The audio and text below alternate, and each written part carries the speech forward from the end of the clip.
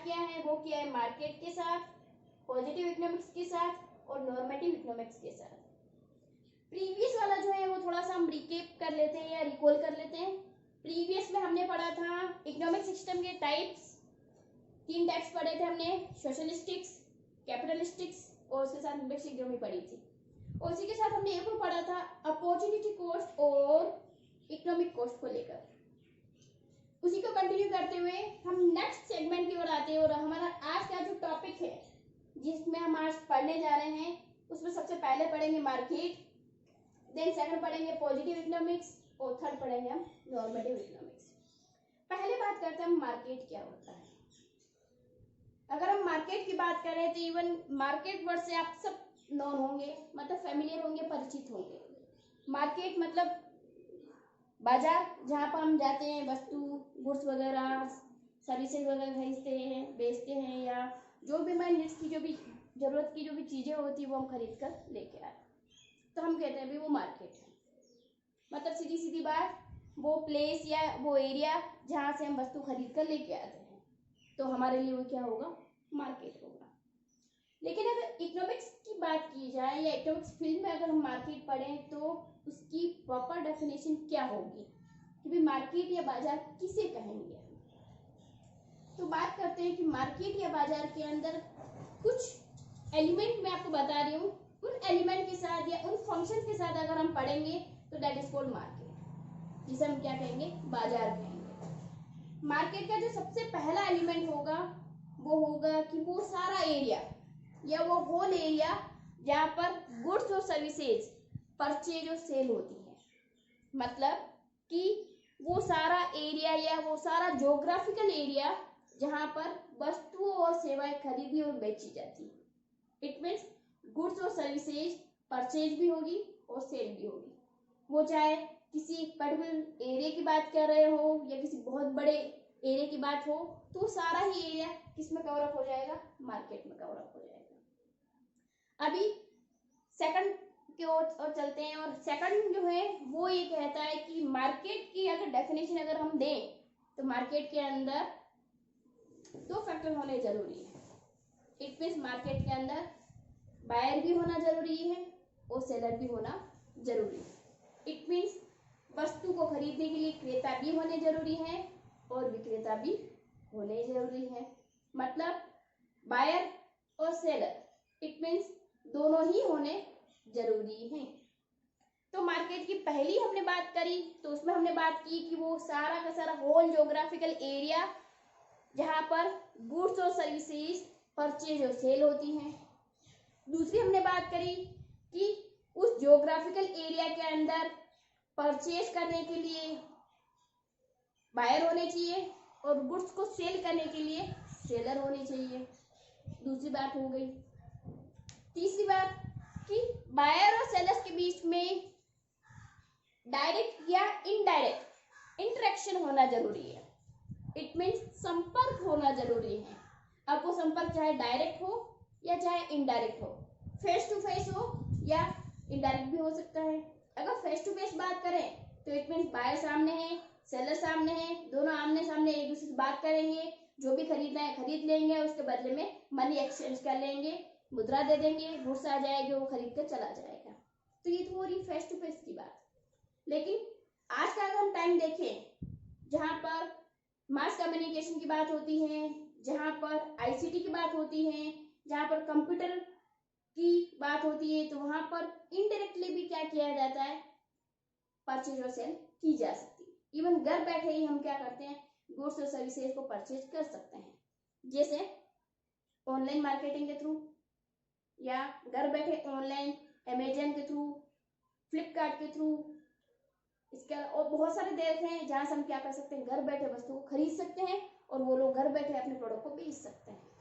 तो ये होता है इनडायरेक्ट वे जिसके थ्रू क्या किया जाता है, गुड्स और सर्विसेज को परचेज और सेल किया जाता है। तो तीसरी बात हो गई, पहली वो होल एरिया जहां पर गुड्स और सर्विसेज परचेज और सेल होती है। दूसरा दोनों फैक्टर होने जरूरी है, बायर और सेलर दोनों होने जरूरी है। तीसरा उनमें इंटरेक्शन होना जरूरी है, चाहे डायरेक्टली हो चाहे इनडायरेक्टली हो। चौथी बात करते हैं, उनमें कंपटीशन होना जरूरी है। क्योंकि बिना कंपटीशन के मार्केट फॉर्म नहीं होता है। तो चौथा और सबसे इम्पोर्टेंट फैक्टर कि उनमें कंपटीशन होना बहुत जरूरी है। इस एरिया के अंदर एक से ज़्यादा बायर और सेलर होने चाहिए और उनमें कंपटीशन होना जरूरी है। और अगर वहाँ कंपटीशन होता है या एक से अधिक बायर और सेलर होते हैं तो वो पूरा का पूरा होल एरिया क्या कहलाएगा, आपका मार्केट कहलाएगा। इट मीन्स बाजार से तात्पर्य एक ऐसा स्थान विशेष होता है, वह संपूर्ण एरिया होता है जहाँ वस्तुएं सेवाएं खरीदी और बेची जाती हैं। वस्तु को खरीदने के लिए क्रेता और वस्तु को बेचने के लिए विक्रेता होते हैं। तीसरा, उनमें प्रत्यक्ष या अप्रत्यक्ष रूप से संपर्क होता है। अप्रत्यक्ष रूप से संपर्क जो होता है इंटरनेट के माध्यम से, मोबाइल के माध्यम से या लैपटॉप के माध्यम से, ऑनलाइन भी हो सकता है। और चौथा, एक से अधिक बायर और सेलर होने चाहिए और उनमें प्रतियोगिता होनी चाहिए। तो ऐसा एरिया या ऐसा क्षेत्र जो होता है वो क्या कहलाता है, मार्केट कहलाता है या बाजार कहलाता है। वापस सुन लीजिए, बाजार से तात्पर्य, मार्केट से तात्पर्य है किसी ऐसे स्थान विशेष या उस संपूर्ण एरिया से जहाँ वस्तु को खरीदने वाले क्रेता और विक्रेता दोनों होते हैं। वस्तुओं सेवाओं को खरीदने के लिए क्रेता और विक्रेता दोनों उपस्थित होते हैं। वस्तुएं सेवाएं खरीदी और बेची जाती हैं। क्रेता और विक्रेता में आपसी संपर्क प्रत्यक्ष या अप्रत्यक्ष रूप से होना जरूरी है और एक से अधिक बायर और सेलर या एक से अधिक क्रेता और विक्रेता होने जरूरी है और उनमें प्रतियोगिता होनी जरूरी है। तो ऐसा संपूर्ण क्षेत्र या ऐसा होल एरिया जो होता है वो क्या कहलाता है, मार्केट कहलाता है। तो ये थी हमारी मार्केट की परिभाषा और उसकी कुछ कैरेक्टरिस्टिक्स। अब बात करते हैं पॉजिटिव इकोनॉमिक्स के ऊपर और नॉर्मेटिव इकोनॉमिक्स के ऊपर कि पॉजिटिव इकोनॉमिक्स क्या होती है और नॉर्मेटिव इकोनॉमिक्स क्या होती है। पहले बात करते हैं पॉजिटिव इकोनॉमिक्स के ऊपर और मैंने आपके सामने लिखा है कि पॉजिटिव इकोनॉमिक्स के अंदर हम किसकी स्टडी करते हैं। तो हमने लिखा है the study of what was and what is. It means positive हम बोलते हैं सकारात्मक अर्थशास्त्र। तो सकारात्मक अर्थशास्त्र या पॉजिटिव इकोनॉमी के अंदर हम ये स्टडी करते हैं कि क्या था और क्या है, इकोनॉमी क्या थी और वर्तमान में कैसी है, या जितने भी इकोनॉमिक फंक्शन है वो किस तरह से परफॉर्म कर रहे हैं या कैसे परफॉर्म कर रहे हैं। बेसिक फंक्शन जो है वो सारे किस तरह से रेगुलेट हो रहे हैं। अगर हम इसको स्टडी आउट करते हैं या इसकी स्टडी अगर हम करते हैं तो वो इकोनॉमी क्या कहलाएगी, हमारी पॉजिटिव इकोनॉमी कहलाएगी। इट मीन्स अगर हम स्टडी करते हैं तो सकारात्मक विश्लेषण या सकारात्मक अर्थशास्त्र या सकारात्मक विश्लेषण अर्थशास्त्र के अंतर्गत हम ये स्टडी करते हैं या इसका अध्ययन करते हैं कि इकोनॉमी किस तरह की है, किस तरह की थी, इकोनॉमी के अंदर किस तरह के फंक्शन हो रहे हैं, कैसे कैसे हो रहे हैं, बेसिक फंक्शन है किस तरह से रेगुलेट हो रहे हैं, प्रोडक्शन कैसे हो रहा है, प्रोडक्शन किस तरह से किया जा रहा है, उसके साथ प्रोडक्शन किन के लिए किया जा रहा है, डिस्ट्रीब्यूशन कैसे होगा, एक्सचेंज कैसे होगा, इन सब के बारे में जो बेसिक फंक्शन है इकोनॉमी के वो किस तरह से रेगुलेट हो रहे हैं, इकोनॉमी कैसे परफॉर्म कर रही है, अगर इन सब की हम स्टडी करते हैं तो ये हमारा कहलाता है पॉजिटिव इकोनॉमिक्स या सकारात्मक अर्थशास्त्र। अब सेकंड की बात करते हैं और सेकंड जो है हमारा वो दे रखा है नॉर्मेटिव इकोनॉमिक्स कि नॉर्मेटिव इकोनॉमिक्स क्या होता है। हमने मेंशन कर रखा है कि नॉर्मेटिव इकोनॉमिक्स जो होता है वो study of what ought to be and what should be done and what should not be done. It means क्या होना चाहिए था, क्या होना चाहिए और क्या नहीं होना चाहिए। इट मीन्स जब एक इकोनॉमी परफॉर्म करती है या इकोनॉमी की जो भी फंक्शन उसमें परफॉर्म होते हैं तो किस तरह के फंक्शन होने चाहिए, किस तरह के फंक्शन उसके पॉजिटिव है, किस तरह के फंक्शन रेगुलेट होने चाहिए थे, किस तरह के फंक्शन होने नहीं चाहिए थे, किस तरह की रेगुलेशन होगी, किस तरह के वर्किंग प्रोसेस होंगे। तो इन सब के बारे में अगर हम बात करते हैं और उसको स्टडी आउट अगर हम करते हैं तो वो कहलाती है हमारी नॉर्मेटिव इकोनॉमिक्स, जिसको हम बोलते हैं आदर्शात्मक अर्थशास्त्र। तो आदर्शात्मक अर्थशास्त्र ये कहता है कि एक अर्थव्यवस्था के अंतर्गत विभिन्न क्रियाविधियां जो हैं किस तरह से परफॉर्म कर रही है, कैसे कर रही है, किस तरह से परफॉर्म करनी चाहिए, किस तरह से होनी चाहिए, तो व्हाट शुड बी, होनी चाहिए या होनी थी या होगी, इसके बारे में अगर हम बात करते हैं, उसको किस तरह से रेक्टिफाई करके उसको उसके रिगार्डिंग पॉजिटिव बनाया जाता है, उन प्रोसेस को, उन सारी इकोनॉमिक्स प्रोसेस को, तो वो सारी क्रियाविधियां जो उनके प्रोसेस के अनुकूल या उनके पॉजिटिव अगर होती हैं, या उसको हम स्टडी करते हैं कि किस तरह से उसके पॉजिटिव होगी या किस तरह से वो रेगुलेट होगी, what should B and what should not be done. तो अगर हम इसकी स्टडी करते हैं तो that is called normative economics, जिसको हम बोलते हैं सकारात्मक आदर्शात्मक अर्थव्यवस्था। वापस देख लेते हैं, मार्केट सबसे पहले पढ़ा था हमने, और मार्केट में हमें पढ़ा था कि कोई भी पर्टिकुलर एरिया या होल ज्योग्राफिकल एरिया जहां पर गुड्स और सर्विसेज परचेज और सेल होती हैं, बायर्स एंड सेलर्स होते हैं, उनमें डायरेक्ट या इनडायरेक्ट इंटरेक्शन होता है और उनमें कंपटीशन होता है, तो दैट इज कॉल्ड मार्केट या बाजार। सेकंड में हमने पढ़ा था पॉजिटिव इकोनॉमिक्स, जो स्टडी करता है कि what was and what is, इसके साथ साथ इकोनॉमी कैसे परफॉर्म करेगी, बेसिक फंक्शन किस तरह से रेगुलेट होंगे, क्या प्रोड्यूस किया जाएगा, कैसे प्रोड्यूस किया जाएगा, सारे जितने भी रूटीन वर्क जो है इकोनॉमी के, वो सारे किस तरह से प्रोसेस हो रहे हैं, किस तरह से रन कर रहे हैं, तो उसके बारे में अगर स्टडी आउट करते हैं तो that is the positive economics या सकारात्मक अर्थव्यवस्था। नेक्स्ट है नॉर्मेटिव, जो आदर्शात्मक अर्थव्यवस्था के रूप में जानी जाती है, और उसमें हम स्टडी करते हैं what ought to be and what should be done and what should not be done. तो इसके बारे में अगर हम स्टडी आउट करते हैं तो ये होगी हमारी नॉर्मेटिव इकोनॉमिक्स। अब हम बात करते हैं कि एक इकोनॉमी को उनका नेचर के रिगार्डिंग कितनी ब्रांचेज में डिवाइड किया गया है। तो हम अगर बात करें कि इकोनॉमी को नेचर के रिगार्डिंग कितनी ब्रांचेज में डिवाइड कर रखा है, तो दो ब्रांचेज के अंदर इसको हमने क्या कर रखा है, डिवाइड कर रखा है। पहला है माइक्रो इकोनॉमिक्स और दूसरा है मैक्रो इकोनॉमिक्स। इसी के साथ एक और क्वेश्चन पूछा जाता है कि वो पर्सन या उस पर्सन का नाम जिसने फर्स्ट टाइम माइक्रो और मैक्रो वर्ड्स का यूज किया था, तो इसके बारे में भी पूछा जाता है। तो उसका नाम है रेगनर फ्रिश।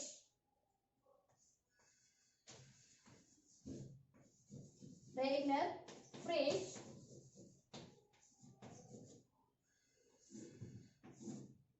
इन्होंने फर्स्ट टाइम, सबसे पहले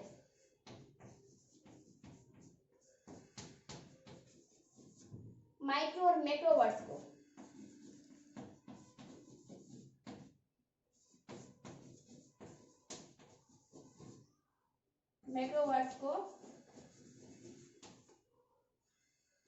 यूज किया था। तो रेगनर फ्रिश वो पहला बंदा था जिसने सबसे पहले व्यष्टि और समष्टि, माइक्रो और मैक्रो को हम व्यष्टि अर्थशास्त्र और समष्टि अर्थशास्त्र के नाम से जानते हैं।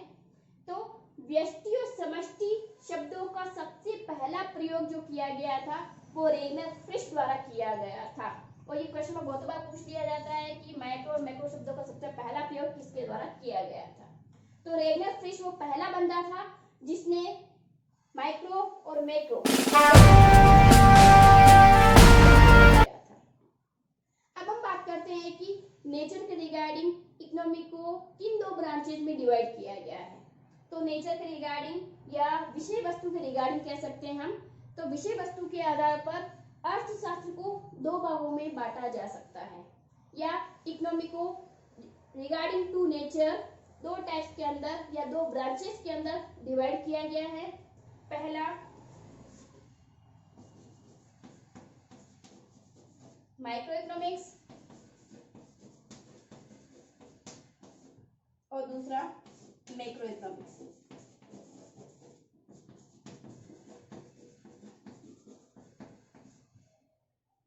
माइक्रो इकोनॉमिक्स को हम बोलते हैं व्यष्टि अर्थशास्त्र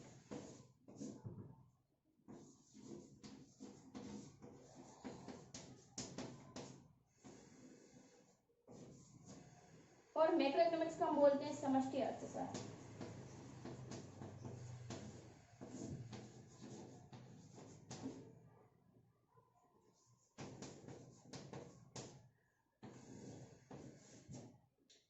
तो अर्थशास्त्र की विषय वस्तु को दो भागों में बांटा गया है, या इकोनॉमी को रिगार्डिंग टू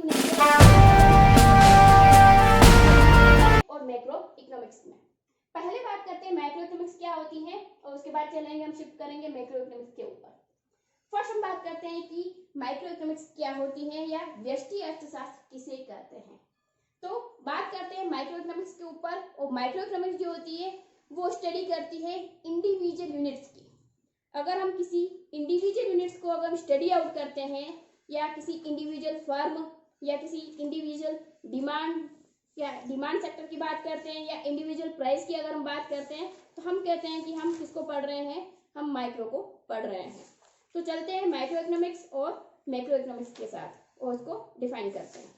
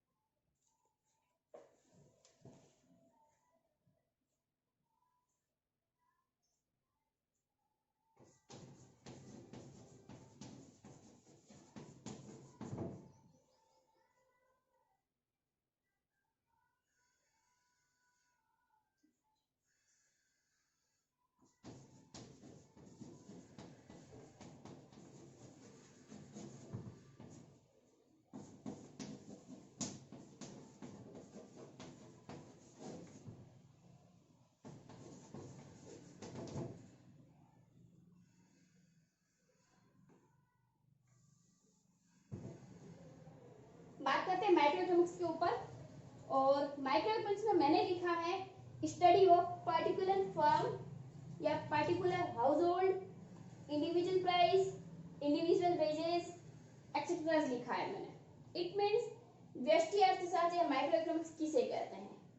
तो माइक्रो इकोनॉमिक्स के अंदर the study of particular firm, particular household, individual price, individual wage, individual income, individual industry, particular commodity.